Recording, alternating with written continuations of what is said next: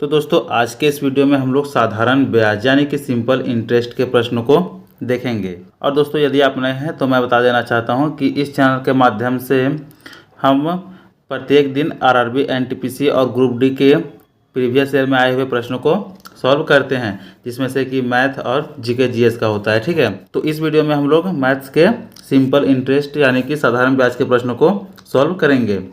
और दोस्तों प्रत्येक प्रश्न में आपको कुछ ना कुछ नया कंसेप्ट सीखने को जरूर मिलेगा, तो इसलिए आप वीडियो को शुरू से अंत तक पूरा देखें और नए हैं तो चैनल को सब्सक्राइब कर चैनल से जरूर जुड़ें। तो चलिए बिना देर के हुए अब हम लोग डायरेक्ट प्रश्न को देखते हैं। तो आइए दोस्तों आज के वीडियो का ये पहला प्रश्न है। पहले हम लोग प्रश्न को पढ़ेंगे और उसके बाद सोल्व करेंगे।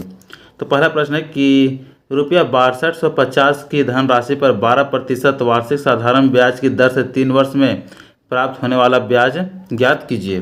तो चलिए इस प्रश्न में है कि 6250 रुपये की धनराशि पर रेट जो है वो 12% है। ठीक है, तो 3 साल के लिए प्राप्त होने वाला साधारण ब्याज इसमें पूछा है। तो देखिए सबसे पहले आप लोगों को ये पता होना चाहिए कि साधारण ब्याज का फॉर्मूला होता क्या है। तो मैक्सिमम प्रश्न आपके इसी से सॉल्व हो जाएंगे। ठीक है, जैसे कि साधारण ब्याज बराबर होता है PRT/100, यानी कि साधारण ब्याज बराबर मूलधन गुना दर गुना समय बटा में 100। ये इसका सिंपल फार्मूला होता है। ठीक है, और इस फार्मूला को आप याद रख लेंगे, इससे आप मैक्सिमम प्रश्नों को सॉल्व कर पाएंगे।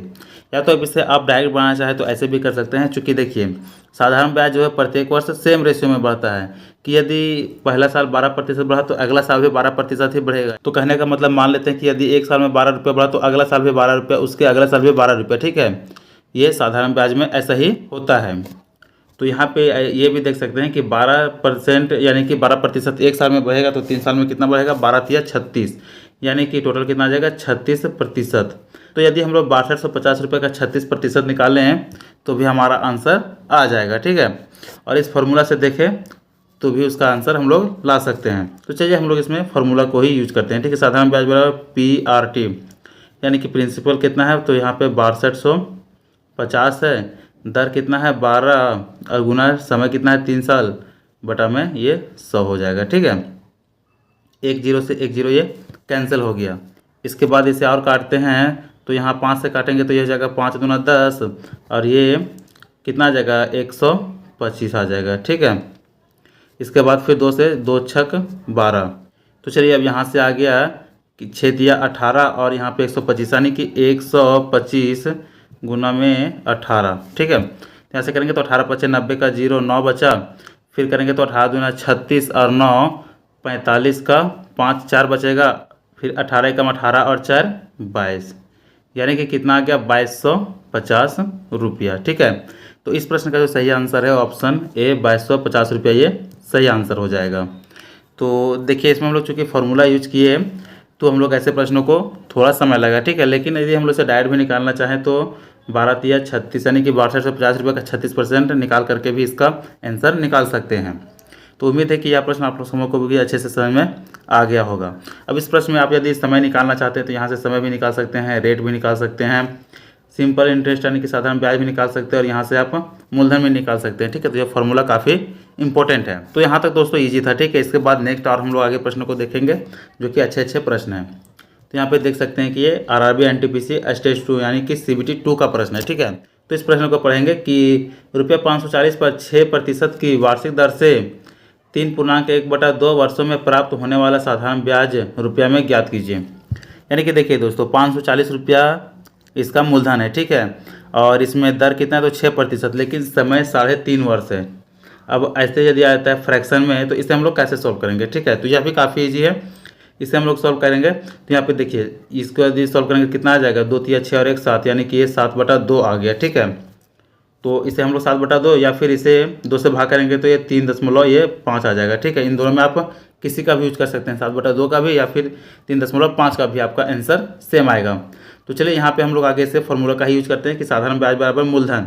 तो मूलधन जो 540 दिया यहाँ पे हम लोग 540 कर देते हैं, मूलधन गुना दर, तो दर कितना है 6% गुना समय, तो समय कितना है यहाँ पे 3.5 वर्ष है। ठीक है, तो 3.5 कर देते हैं और बटा में 100 आ जाएगा। ठीक है, अब यहाँ पे देखिए चूँकि यहाँ पे हम लोग अगर 7/2 रखते हैं तो यहाँ से 7/200 हो जाता है। ठीक है, अब चलिए यहाँ से करेंगे तो 1 जीरो से 1 जीरो ये कट गया, इस दशमलव के बदले में यहाँ पे 1 जीरो फिर से आ गया, यानी कि ये 100 फिर से बन गया। इसके 5 से काटेंगे तो 5 सत्ते 35 और 5 से ये 20 बार में, ठीक है। फिर से 2 से काटे तो ये 2 तिया 6 हो जाएगा और 2 दहा का 20 हो जाएगा, यानी कि कितना आ गया 7 या 21 गुना 54। तो यहाँ पे चलिए 54 को हम लोग 21 से गुना करते हैं, उसे 10 से भाग कर देंगे, ठीक है।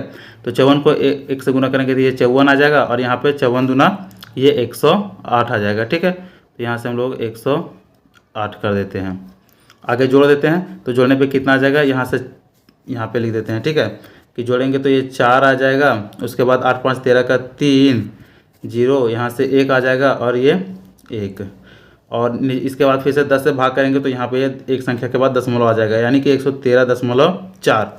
तो 113.4 ये ऑप्शन ए में है, यानी कि यहाँ पे जीरो भी लगा देंगे तो ये कोई दिक्कत नहीं है, ठीक है। यानी कि 113.40 पैसा जो कि ऑप्शन ए में है, और ऑप्शन ए इसका ये बिल्कुल सही आंसर हो जाएगा। तो कितने लोग आप इस प्रश्नों को सही कर पा रहे थे, आप कमेंट जरूर करेंगे। तो चलिए यहाँ तक भी इस प्रश्न को हम लोग सॉल्व किया। अब इसके बाद हम लोग देखेंगे एक और अच्छे प्रश्न को, ठीक है। तो चलिए यहाँ पे नेक्स्ट प्रश्न है कि 48,750 रुपये की धनराशि पर 16% वार्षिक दर पर किसी गैर अधिवर्ष यानी कि नॉन लीप ईयर के 73 दिन का साधारण ब्याज ज्ञात कीजिए। तो अभी तक तो हम लोग सिंपल देख रहे थे, ठीक है, कि पहला प्रश्न में देखे कि 3 साल का निकालना है, उसके आगे प्रश्न में देखे कि 3.5 साल का निकालना है, लेकिन इसमें दिन में निकालना है, ठीक है, यानी कि 73 दिन का साधारण ब्याज कितना होगा। तो ऐसे प्रश्न को हम लोग कैसे सॉल्व करेंगे। तो सबसे पहले आपको पता होना चाहिए कि इसमें हम लोग वर्ष में ही निकाल सकते हैं, ठीक है। तो इस दिन को वर्ष में चेंज करेंगे। तो नॉन लीप ईयर कितना होता है, ये 365 दिन का होता है, ठीक है। तो इसी का जो है वो 1/5 ये 73 दिन आ जाता है, ठीक है। यानी कि इसका फ्रैक्शन देखें तो ये 1/5 हो जाएगा, ठीक है, यानी कि 1/5 साल का निकालना है, ठीक है। तो अब हम लोग चूँकि अब यहाँ से हमारा समय निकल गया वर्ष में कि ये 1/5 वर्ष हुआ, ठीक है। तो इसका अब हम लोग साधारण ब्याज आसानी से निकाल सकते हैं। तो डायरेक्ट हम लोग फॉर्मूला को यहाँ पे यूज करेंगे कि साधारण ब्याज बराबर यहाँ पे हो जाएगा मूलधन यानी कि 48,750 गुना दर, तो रेट कितना है 16% गुना समय 1/5 और पूरा बटा में 100, ठीक है। अब इसे सॉल्व करेंगे तो यहाँ से 1 जीरो से 1 जीरो कट जाएगा, ठीक है। अब इस 5 से इसे सॉल्व करेंगे तो कितना आ जाएगा, ये आ जाएगा 5 9 45, 3 बचा 5 7 35, 2 5 5 25 यानी कि 975। फिर इसे आगे हम लोग सॉल्व करना चाहें तो यहाँ से हो जाएगा 2 से ये 8 बार में कट जाएगा और 2 से ये 5 बार में, और फिर 5 से ये कटेगा तो कितना जाएगा 5 इकाई 5 आ जाएगा। यहाँ पे 47, 5 9 45, फिर 2 बचा 5 25 यानी कि 195 गुना 8। तो यहाँ से हम लोग आगे सॉल्व करेंगे तो 195 इसे 8 से गुना कर देते हैं, ठीक है। तो 8 बजे 40 का 0, 4 बचा 8 9 72 और 4 76 का 6, 7 बचा और 8 1 8 और 7 15 यानी कि कितना आ गया 1560 रुपया, जो कि ऑप्शन ए में है। तो देख सकते हैं कि इस प्रश्न का सही आंसर कितना हो जाएगा 1560 रुपया, ऑप्शन ए। तो प्रश्न देखिए देखने में कैसा है, प्रश्न काफ़ी लंबा लग रहा है, जैसे कि यहाँ पे 48,750 से बड़ा अमाउंट है और यहाँ 73 दिन दिया है। तो ऐसे प्रश्नों को हम लोग कैसे सॉल्व करेंगे। तो ऐसे प्रश्नों को देख करके घबराना बिल्कुल भी नहीं है, ऐसे प्रश्न भी काफ़ी ईजी होते हैं, जो कि यहाँ पे देख सकते हैं कि NTPC का ये भी जो है CBT 2 का प्रश्न है, ठीक है। तो उम्मीद है कि यह प्रश्न भी आप सभी को अच्छे से समझ में आ गया होगा। अब इसके बाद चलिए नेक्स्ट और बढ़िया प्रश्न को देखते हैं। तो चलिए नेक्स्ट या चौथा प्रश्न है, ठीक है। अब इसमें लैंग्वेज इतना बड़ा है कि देख करके ही प्रश्न को पहले तो आप स्किप करने का सोचेंगे, और यह प्रश्न CBT 2 का है, ठीक है, जो कि NTPC में पूछा गया है।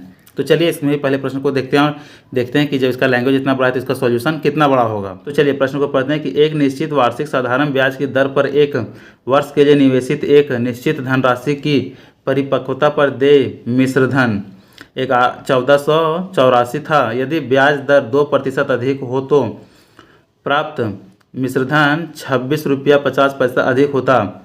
मूल दर पर निवेशित धनराशि पर कितना ब्याज दिया गया था।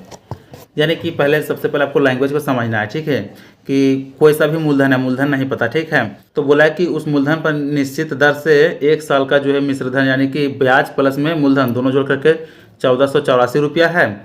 और बोला कि यदि ब्याज का दर 2% अधिक यानी कि 2% बढ़ा दिया जाता है तब उसका जो मिश्रधन वो 26.5 रुपया से बढ़ जाता है, ठीक है। तब बोला है कि उसे कितना रुपये का ब्याज दिया गया था। तो सबसे पहले हम लोग यहाँ पे देखेंगे कि ये जो 2% बढ़ता है, तो 2% बढ़ने के वजह से ही 26.5 रुपये का इधर रुपया में बढ़ रहा है, ठीक है। और आप सभी को पता है कि जो फी यानी कि मूलधन होगा हमेशा 100% होता है, ठीक है। तो यहाँ से निकालते हैं कि ये जो 2% का वैल्यू है यही 26.5 रुपया के बराबर है। तो हम 100% पहले निकाल लेते हैं, यानी कि 100% निकालेंगे तो हमारा मूलधन निकल जाएगा। अब मूलधन पहले निकालते हैं, ठीक है। तो इससे यहाँ से इसे हम लोग भाग करते हैं, तो इसे भाग करेंगे तो कितना आ जाएगा, यहाँ से 13.25 आ गया, ठीक है।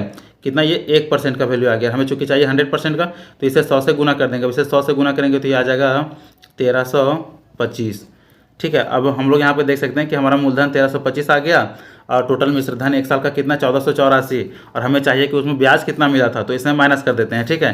यानी कि यहाँ से आगे करेंगे तो ये 1484 में 1325 को माइनस कर देते हैं। तो 14 में 5 गया तो ये 9 बचा, 7 में 2 गया तो ये 5, और 4 में 3 गया 1, यानी कि 159 रुपये का इसमें जो उसको ब्याज दिया गया था, जो कि ऑप्शन डी में, और ऑप्शन डी इसका ये बिल्कुल सही आंसर हो जाएगा इस प्रश्न का।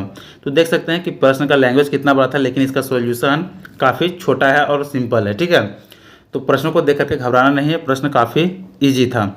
तो चलिए, उम्मीद है कि यह प्रश्न भी आप सभी को अच्छे से समझ में आ गया होगा। तो दोस्तों, यहाँ तक हम लोगों ने एनटीपीसी में आए हुए कुल 4 प्रश्नों को देखे, जो कि सारे एग्जाम में आए हुए अच्छे प्रश्न थे। तो आप लोगों को यह प्रश्न कैसा लगा आप जरूर बताएंगे, और वीडियो अच्छा लगा हो तो वीडियो को लाइक कर चैनल को जरूर सब्सक्राइब कर लें, ताकि आने वाले वीडियो का नोटिफिकेशन आप लोगों तक पहुँच सके। तो चलिए, मिलते हैं फिर नेक्स्ट वीडियो में।